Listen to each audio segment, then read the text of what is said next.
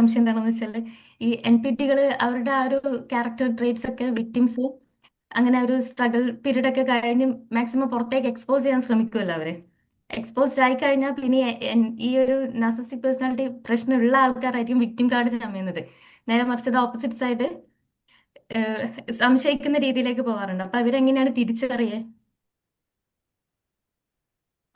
ആ ഒരു ചോദ്യത്തിലേക്ക് നമുക്ക് കടക്കണമെങ്കിൽ നമുക്ക് എഗെയിൻ അവിടെ എങ്ങനെയാണ് ആ ഡൈനാമിക് വർക്ക്ഔട്ട് ആവുന്നത് എന്നതിലേക്ക് കടക്കേണ്ടി വരും. അല്ലെങ്കിൽ ആ നാർസിസം എന്നുള്ള കൺസെപ്റ്റിനെ നമ്മൾ കുറച്ചും കൂടി ആഴത്തിൽ നമ്മൾ മനസ്സിലാക്കേണ്ടി വരും. സോ ഞാനൊരു ട്രോമ തെറപ്പിസ്റ്റ് ആയതുകൊണ്ട് ഞാൻ ട്രോമയുടെ ലെൻസിലൂടെയാണ് ഞാൻ അതിനെ നോക്കിക്കാണുള്ളൂ. ഫോർ എക്സാമ്പിൾ, നമുക്ക് ബയോളജിക്കലി അല്ലെങ്കിൽ ടെമ്പറമെന്റലി ഉള്ള ഫാക്ടേഴ്സ് ഉണ്ടെങ്കിലും എൻവയോൺമെന്റൽ ആയിട്ടുള്ള ഫാക്ടേഴ്സ് ഒരുപാട് നമ്മുടെ വ്യക്തിത്വ രൂപീകരണത്തിന് ഇൻഫ്ലുവൻസ് ചെയ്യുന്നുണ്ട് എന്ന് നമ്മൾ പറഞ്ഞു. അവിടെയാണ് ട്രോമയുമായിട്ട് ബന്ധപ്പെട്ടിട്ടുള്ള എലമെന്റ്സ് വരുന്നത്. ഉദാഹരണത്തിന് നമുക്ക് എല്ലാവർക്കും ട്രോമയുടെ ഹിസ്റ്ററി ഉണ്ടായിരിക്കും. നമുക്ക് എല്ലാവർക്കും ഒരു രീതിയിൽ അല്ലെങ്കിൽ പല രീതിയിൽ ട്രോമയുടേതായിട്ടുള്ള ഇൻഫ്ലുവൻസ് നമ്മളിൽ ഉണ്ടായിട്ടുണ്ടായിരിക്കും. ഇന്ന് നമ്മൾ എന്താണ് എന്നുള്ളതിനെ നിർണ്ണയിക്കുന്നതിൽ ഈ പറഞ്ഞ ഒരുപാട് ട്രോമ റെസ്പോൺസുകൾ ഇൻഫ്ലുവൻസ് ചെയ്തിട്ടുണ്ടായിരിക്കാം. നാർസിസവുമായിട്ട് ബന്ധപ്പെട്ട് കാണുന്ന ഒരു എലമെന്റ് എന്നുള്ളത് എന്താണ് യഥാർത്ഥത്തിൽ നാർസിസം എന്നുള്ളതിലേക്ക് നമുക്ക് പോകേണ്ടി വരും. എന്താണ് നാർസിസം കൊണ്ടുള്ള പർപ്പസ് എന്താണ്? നാർസിസം കൊണ്ടുള്ള പർപ്പസ് എന്നുള്ളത് അവർക്ക് അവരുടെ സെൽഫ് എസ്റ്റീം മാനേജ് ചെയ്യാൻ പറ്റുന്നു എന്നുള്ളതാണ്. അതായത് ഞാൻ ഗ്രാൻഡിയോസ് ആണെങ്കിൽ, ഞാൻ ഭയങ്കര സംഭവമാണ് എന്ന് ഞാൻ വിശ്വസിക്കുകയാണെങ്കിൽ അതിന്റെ അർത്ഥം ഞാൻ കഴിവില്ലാത്ത ആളല്ല. അതിന്റെ അർത്ഥം ഞാൻ ഒന്നും അല്ലാത്ത ആളല്ല. കാരണം ഞാൻ ഭയങ്കര അടിപൊളിയാണല്ലോ, ഞാൻ ഭയങ്കര സംഭവമായിട്ടുള്ള ഒരാളാണ് എന്നുള്ള ഒരു വിശ്വാസം നിലനിൽക്കുകയാണെങ്കിൽ, അല്ലെ? അപ്പോ ഞാൻ ഭയങ്കര സംഭവമാണ് എന്നുള്ള ഒരു ഗ്രാൻഡിയോസിറ്റിയിൽ എനിക്ക് നിൽക്കാൻ പറ്റുന്നുണ്ടെങ്കിൽ, അല്ലെങ്കിൽ എന്റെ ഭാഗത്ത് തെറ്റുകളൊന്നുമില്ല, ഞാൻ പെർഫെക്റ്റ് ആണ് എന്നുള്ള ഒരു ഒരു മൂഢമായിട്ടുള്ള ഒരു വിശ്വാസത്തിൽ എനിക്ക് നിലനിൽക്കാൻ പറ്റുകയാണെങ്കിൽ, എനിക്ക് എന്റെ ഭാഗത്ത് തെറ്റുണ്ടെന്നോ, ഞാൻ കഴിവില്ലാത്ത ആളാണെന്നോ, ഞാൻ മോശമാണെന്നോ ഉള്ള ഒരു കാര്യം കടന്നു വരില്ല എന്നുള്ളതാണ് അതിന്റെ പർപ്പസ് എന്നുള്ളത്.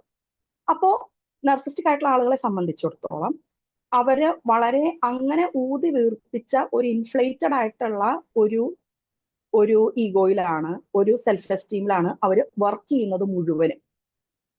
അങ്ങനെയാണ് അവർ സർവൈവ് ചെയ്യുന്നത് മുഴുവനും.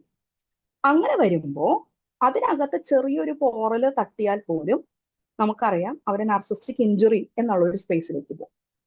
നാർസിസ്റ്റിക് ഇഞ്ചുറി എന്ന് പറയുമ്പോൾ ആ ഇൻഫ്ലേറ്റഡ് ആയിട്ടുള്ള ഒരു സ്പേസിന് ചെറിയൊരു പോറൽ വരുമ്പോൾ തന്നെ അതിനെ നിലനിർത്താൻ വേണ്ടുന്ന ഹെൽത്തി ആയിട്ടുള്ള എലമെന്റുകൾ ആ പേഴ്സണാലിറ്റിയിൽ ഇല്ല. ഉദാഹരണത്തിന് അക്കൗണ്ടബിലിറ്റി എന്നുള്ളതില്ല. വേറൊരു വ്യക്തിയുടെ ബുദ്ധിമുട്ടുകൾ മനസ്സിലാക്കുക എന്നുള്ള എമ്പതി അവിടെ ഇല്ല. വേറൊരാൾ എന്തിലൂടെ കടന്നു പോകുന്നു എന്നുള്ളത് തിരിച്ചറിയുക എന്നുള്ളതില്ല. അല്ലെങ്കിൽ ആ വ്യക്തി എന്തിലൂടെ എല്ലാം എന്നെ ഹെൽപ്പ് അല്ലെങ്കിൽ എന്നെ സപ്പോർട്ട് ചെയ്തിട്ടുണ്ട്, അല്ലെങ്കിൽ ശരിക്കും ഈ റിലേഷൻഷിപ്പിൽ മുൻപിൽ എന്തെല്ലാം വന്നിട്ടുണ്ട് എന്നുള്ള തിരിച്ചറിവുകൾ അവിടെ ഇല്ല. അപ്പൊ ഒരു ടെന്റിന് വേണ്ടുന്ന സപ്പോർട്ട് ഇല്ലെങ്കിൽ അതിനകത്ത് ചെറിയൊരു കാര്യം വന്നു കഴിഞ്ഞാൽ അത് കൊളാപ്സ് ചെയ്യും, അല്ലെ? സിമിലർലി ഒരു നാർസിസ്റ്റിക് ഇഞ്ചുറി വരികയാണെങ്കിൽ അവരുടെ ഹോൾ പേഴ്സണാലിറ്റി അത് കൊളാപ്സ് ചെയ്യും.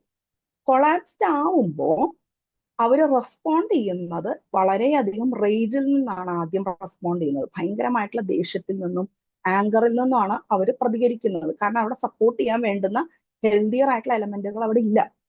അങ്ങനെ അവർ റെസ്പോണ്ട് ചെയ്യുമ്പോഴത്തേക്ക് ഒരു നാർസിസ്റ്റിക് ഇഞ്ചുറി എന്നുള്ളത് വരുമ്പോൾ ഇവിടെ പിന്നെ അവർ ചെല്ലുന്നത്, പിന്നെ അവർ കാണുന്നത് ഇതിൽ നിന്ന് ഞാൻ ഭയങ്കര സംഭവമല്ല എന്നാണ് നിങ്ങൾ പറയുന്നതെന്നുണ്ടെങ്കിൽ അത് നിങ്ങളുടെ കുഴപ്പമാണ്.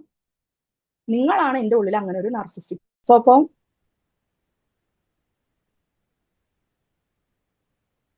അപ്പൊ അവിടെ ആ ഒരു നാർസിസ്റ്റിക് ഇഞ്ചുറി എന്നുള്ളത് വരുമ്പോ നേരെ നേരെ പോകുന്നത് ആ ഒരു വിക്ടിമൈസ്ഡ് ആയിട്ടുള്ള ഒരു ഫീലിംഗിൽ നിന്നായിരിക്കും പിന്നെ അവരവിടെ റെസ്പോണ്ട് ചെയ്യുന്നുണ്ടായിരിക്കും. അതായത് ഞാനൊരു ഹെൽപ്ലെസ് വിക്ടിമാണ് എന്നും നിങ്ങളാണ് എന്നെ ഉപദ്രവിച്ചത് എന്നുള്ള ഒരു രീതിയിലേക്കായിരിക്കും പിന്നെ ആ ഒരു കമ്മ്യൂണിക്കേഷൻ പോകുന്നുണ്ടായിരിക്കാം. അപ്പോൾ എഗെയിൻ ഇതൊന്നും റിയൽ ആണോ എന്ന് ചോദിച്ചാൽ അല്ല. അവിടെയാണ് ഈ പറഞ്ഞ വ്യക്തിയുടെ ഇത് നമ്മളൊരു പേഴ്സണാലിറ്റി ഡിസോർഡർ എന്നുള്ള രീതിയിൽ കാണുമ്പോൾ അവിടെ ആ ചൈൽഡ്ഹുഡിൽ അവർ യൂസ് ചെയ്തിട്ടുള്ള ഡിഫൻസുകളിൽ നിന്നും ഹെൽത്തി ആയിട്ടുള്ള ഒരു അഡൽട്ടിലേക്ക് വന്നിട്ടില്ല അവിടെ. അതുകൊണ്ട് തന്നെ വളരെ അധികം റിഗ്രസ്ഡ് ആയിട്ടുള്ള വളരെ അധികം ഇൻഫന്റൈൽ ആയിട്ടുള്ള ഡിഫൻസുകളാണ് പിന്നെ അവിടെ യൂസ് ചെയ്യുന്നുണ്ടായിരിക്കും. അപ്പൊ അവിടെ പറയുമ്പോൾ ഞാനൊരു ഹെൽപ്ലെസ് ആയിട്ടുള്ള ഒരു വിക്ടിം ആണ് എന്നും, നിങ്ങൾ അവിടെ നിങ്ങളാണ് എന്നെ ഹാം ചെയ്യുന്നത്, ഫോർ എക്സാമ്പിൾ നിങ്ങളാണ് എന്നെ ഗ്യാസ് ലൈറ്റ് ചെയ്യുന്നത്, നിങ്ങളാണ് എന്നെ ഹേർട്ട് ചെയ്യുന്നത്, നിങ്ങളാണ് എന്നെ ഹാം ചെയ്യുന്നത് എന്നുള്ള നെറേറ്റീവ്സിലേക്കാണ് ഈ ഒരു വ്യക്തി പോകുന്നുണ്ടായിരിക്കും. അങ്ങനെ പോകുമ്പോഴത്തേക്കും അവര് പറയുന്ന ആ ഒരു വിക്ടിം എന്നുള്ള ഒരു സ്പേസിൽ നിന്നുകൊണ്ട് ഞാനാണ് വിക്ടിം എന്നുള്ള രീതിയിൽ അവര് കമ്മ്യൂണിക്കേറ്റ് ചെയ്യുന്ന കാര്യങ്ങളിലേക്ക് വരുമ്പോൾ പലപ്പോഴും കേൾക്കുന്ന ആളുകൾ കൺഫ്യൂസ്ഡ് ആയിപ്പോകും. അങ്ങനെയാണ് നേരത്തെ പറഞ്ഞ പോലെ നമ്മൾ സെൽഫ് ബ്ലെയിമിലേക്കും സെൽഫ് ഡൗട്ടിലേക്കും കൺഫ്യൂഷനിലേക്കും ഒക്കെ പോകുന്ന ഒരു സ്പേസ് അങ്ങനെയാണ്. കാരണം നമ്മൾ ട്രൂലി വിചാരിക്കും ഇത് എന്റെ പ്രോബ്ലം ആണോ എന്നുള്ളത് പോലെ. അവിടെയാണ് നമുക്ക് ആക്ച്വലി നാർസിസം എന്നുള്ള സംഭവത്തെ പറ്റിയിട്ടുള്ള ഒരു ക്ലാരിറ്റി അല്ലെങ്കിൽ ഒരു അവയർനെസ് ഇല്ലായ്മ നമ്മളെ ഇൻഫ്ലുവൻസ് ചെയ്യുന്നത്. കാരണം നമ്മൾ അത് ഇന്റേണലൈസ് ചെയ്യും. സോ അവിടെ നമുക്ക് എങ്ങനെയാണ് അതൊരു വിക്ടിം ആയിട്ടുള്ള ഒരു ഇതാണ് എന്നുള്ളത് തിരിച്ചറിയാൻ പറ്റുന്നത് എന്ന് ചോദിച്ചു കഴിഞ്ഞാൽ അത്ര എളുപ്പത്തിൽ നമുക്കത് റെക്കഗ്നൈസ് ചെയ്യാൻ പറ്റില്ല.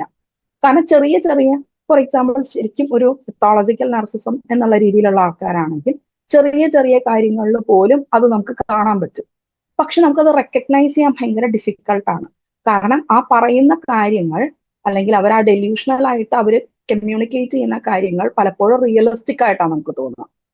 ഉദാഹരണത്തിന് ഇപ്പോ ഒരാൾ പറയാണ്, എന്താ പറയാ, എന്റെ തോട്ട്സ് ഒക്കെ മുകളിലൊരു ആന്റിന വെച്ചിട്ട് ആളുകളിലേക്കെല്ലാം അത് ബ്രോഡ്കാസ്റ്റ് ചെയ്യപ്പെട്ടുകൊണ്ടിരിക്കുകയാണ്, അങ്ങനെ ഞാനൊരു വിക്ടിമാണ് എന്ന് പറയുകയാണെങ്കിൽ കേൾക്കുന്ന നമുക്കറിയാം അതിൽ റിയാലിറ്റി ഇല്ലാന്ന്, അല്ലെ?